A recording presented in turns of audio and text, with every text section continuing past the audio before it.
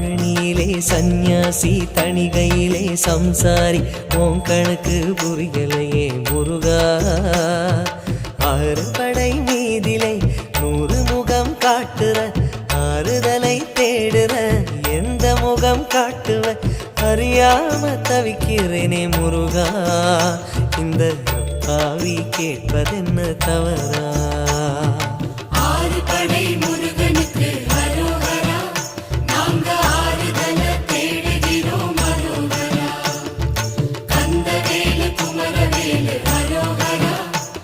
உன கண்டு வந்தா நிம்மதிதான் அரோகரா